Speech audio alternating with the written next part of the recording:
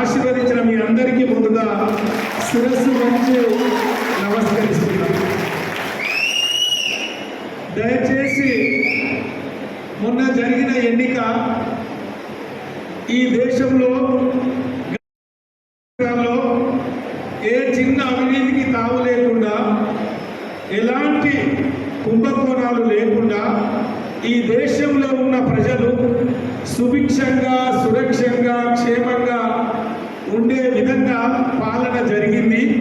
అందుకే మూడోసారి మోడీ రావాలి, ఈ దేశ ప్రధాని కావాలి, ఈ దేశ ప్రతిష్ట ఇంకా పెంచాలి, ఈ దేశంలో ఉన్న అణగారిన వర్గాలు అన్ని విధాలుగా అభివృద్ధి చెందాలంటే, ఈ దేశం భద్రంగా ఉండాలంటే, బార్డర్ భద్రంగా ఉండాలంటే, బార్డర్లో బాంబుల వర్షాలు కురవద్దంటే మోడీ గారు కావాలని ఏ విధంగా కోరుకున్నారో మరి మొన్నటి ఎన్నికల్లో జరిగిన పరిణామాలు మీ కళ్ళ ముందు ఉన్నాయి.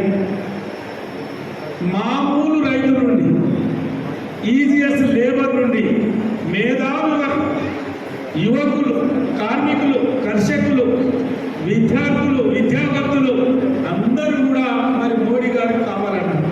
మరి ఈరోజు జరిగే ఎన్నిక మీ పట్టభద్రులది, విజ్ఞులది, విద్యావంతులది, ఉద్యోగస్తులది, రిటైర్డ్ ఉద్యోగస్తులది, సీనియర్ సిటిజన్లు, మరి చదువుకున్న వాళ్ళ ఎన్నిక. మరి దయచేసి మీరు ఆలోచన చేయాలి. ఎందుకు వచ్చే ఈ ఎన్నిక?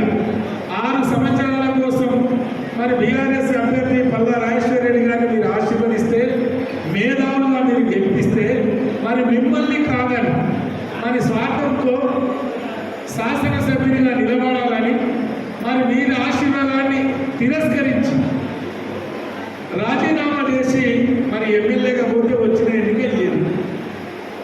మరి ఆ పార్టీని మీరు ఆశీర్వదిస్తారా? ఈరోజు మరి భారతీయ జనతా పార్టీలో 40 సంవత్సరాలుగా పార్టీలో పనిచేస్తూ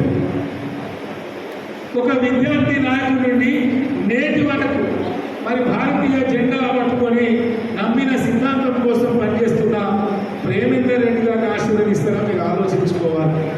మరి ప్రశ్నించే గొంతుగా అనుకుంటున్న కాంగ్రెస్ పార్టీ అభ్యర్థి గురించి మీ అందరికీ తెలుసు.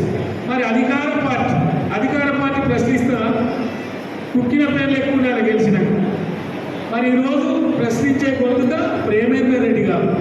మరి ప్రేమేందర్ రెడ్డి గారిని మీరు ఆశీర్వదిస్తే, మరి ఏదైతే ఈ ప్రభుత్వం మాయ మాటలు చెప్పి, మోసం మాటలు చెప్పి అధికారంలోకి వచ్చిందో, నిరుద్యోగ బిడ్డ అన్నదో, జాబ్ క్యాలెండర్ అన్నదో, ఎన్ని వాగ్దానాలు చేసిందో అన్ని అన్న చెబుతాడు. మరి అవన్నిటిని కూడా ప్రశ్నించాలంటే మరి ప్రేమేందర్ రెడ్డి గారు రావాలి, గెలవాలి, మీ ఆశీర్వాదం కావాలని సందర్భంగా నేను మీకు మనవి చేస్తున్నా. మొన్న జరిగిన పార్లమెంట్ ఎన్నికల్లో